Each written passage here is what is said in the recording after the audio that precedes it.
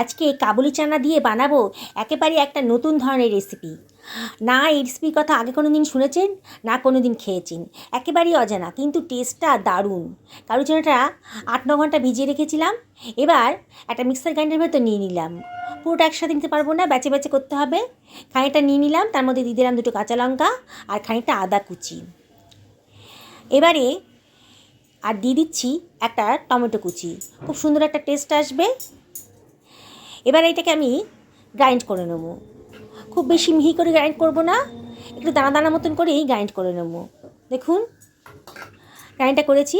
এবার একটা পাত্রের ভেতরে এটাকে ঢেলে রাখছি।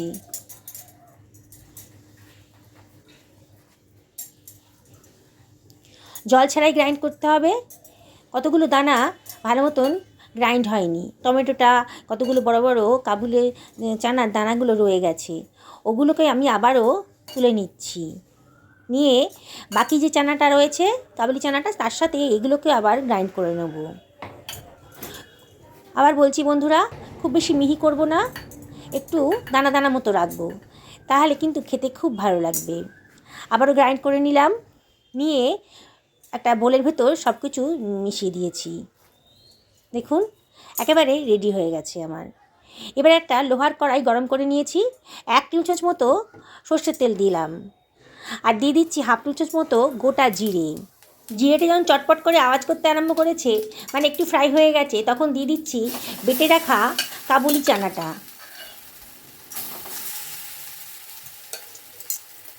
হাফ টেবিল চামচ মতন হলুদের গুঁড়ো দিলাম, আর দিয়ে দিচ্ছি 1 টেবিল চামচ মতো ধনের গুঁড়ো, 1 টেবিল চামচ জিরের গুঁড়ো, আর 1 টেবিল চামচ লঙ্কার গুঁড়ো। লঙ্কাটা অবশ্যই নিজেদের পছন্দ মতো দেবেন। এবার দিয়ে দিচ্ছি 1 টেবিল চামচ মতো লবণ। এবার সব কিছু ভালো করে মিশিয়ে নিচ্ছি। অনবরত কিন্তু নাড়তে হবে, নাহলে কিন্তু কড়াইতে পোড়া লেগে যাবে, তখন আর খেতে ভালো লাগবে না। তাই অনবরত কিন্তু নাড়তে হবে।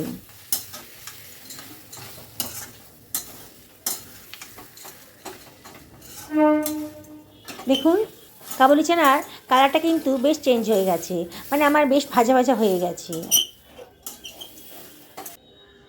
এবার আমি এর মধ্যে দিয়ে দিচ্ছি 1 টেবিল চামচ মতো চাট মশলা, খুব টেস্টি হবে। আর দিয়ে দিচ্ছি 1/2 টেবিল চামচ মতো গরম মশলার গুঁড়ো, আর দিয়ে দেব বেশ খানিকটা ধনেপাতা কুচি, খুবই টেস্টি হবে। এবারে সব কিছু আবারও ভালো করে মিশিয়ে নিচ্ছি।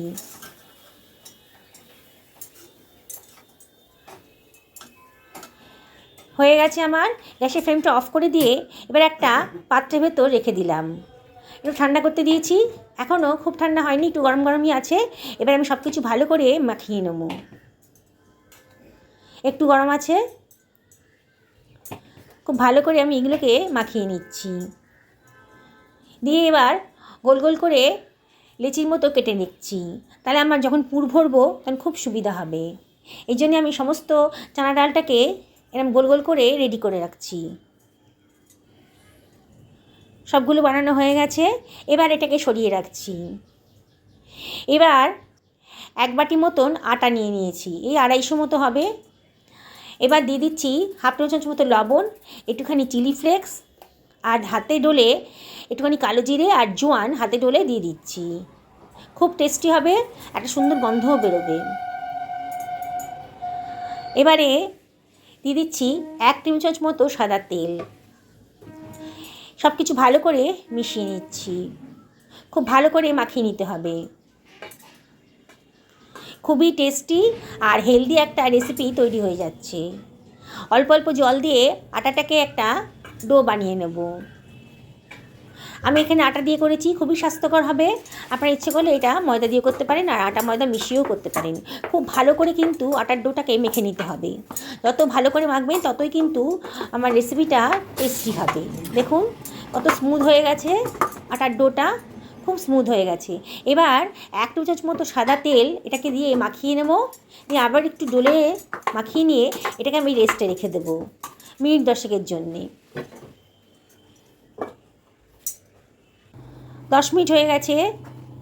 দেখুন আটাটা কিন্তু বেশ সেট হয়ে গেছে, আটার ডোটা বেশ সেট হয়ে গেছে, কত স্মুথ হয়েছে। খুবই টেস্টি। আপনারা যদি রাত্রিবেলা এটা বানিয়ে রাখেন তা সকালবেলা জলখাবার বানাতে আপনাদের 5 মিনিট টাইম লাগবে। বাচ্চাদের টিফিনে, হাজব্যান্ডের লাঞ্চ বক্সে, এমনকি ডিনারেও কিন্তু এটা বানিয়ে ফেলতে পারেন। খুবই পুষ্টিকর। এটাকে আমি একটা লেচি কেটে নিলাম। লেচি কেটে তার মধ্যে একটা বাটির মতো করে নিচ্ছি। এবার বাটির ভেতর দিয়ে দিচ্ছি কাবুলি চানার পুরটা, দিয়ে মুখটাকে সিল করে দিচ্ছি। দেখুন ভিডিওতে যেমন দেখাচ্ছি। এবার চ্যাপটা করে লেচিটা কেটে নিলাম। হাতে চাপ দিয়ে চ্যাপটা চ্যাপটা করে দিচ্ছি। এবার অল্প আটা দিয়ে এটাকে হালকা হাতে বেলে নেব। আপনারা কাবুলি চানা তো নানানভাবে রান্না করে খেয়েছেন, এরম করে কোনো দিনও খাননি, তাই এরম করে একদিন বানিয়ে দেখুন। সত্যি দারুণ টেস্টি, খুব মুচমুচে হবে। ওপর থেকে ছড়িয়ে দিচ্ছি একটুখানি ধনেপাতা। দেখতেও ভালো লাগবে আর খেতেও কিন্তু খুব সুন্দর লাগবে। বাচ্চারা খুব পছন্দ করবে। খাবারটা দেখতে ভালো হলে খাবার রুচি আসে, খুব খেতে ইচ্ছা করে তখন। দেখুন আমি আরেকটা ভাবে বানিয়ে নিচ্ছি। একইভাবে গোল গোল করে বাটির মতো, কটুরির মতো করে নেব। তারপরে বাটির মধ্যে দিয়ে দিচ্ছি, একটু আটা দিয়ে নিলাম, দিয়ে বাটির মতো বানিয়ে নিয়ে তার মধ্যে পুরটা দিয়ে দেবো। তবে মুখটাকে ভালো করে সিল করে দেবো। দিয়ে হাত দিয়ে চাপ দিয়ে চ্যাপটা করে লেচি কেটে নিচ্ছি। এবার অল্প অল্প আটা ছড়িয়ে দিয়ে এটাকে বেলে নেবো, হালকা হাতে এটাকে বেলে নেবো। দারুণ টেস্টি। এরকম রেসিপি আপনারা হয়তো আগে কোনো দিনই খাননি, তাই একদিন রিকোয়েস্ট করবো আপনাদেরকে একদিন বানিয়ে খান। আবারও ওপর থেকে ধনেপাতা দিয়ে দিচ্ছি। ধনেপাতাটাকে একটু চাপ দিয়ে বেলে নিচ্ছি, তাহলে ধনেপাতাটা রুটির গায়ে বসে যাবে। এইভাবে সবগুলো রুটি আমি বেলে নিচ্ছি।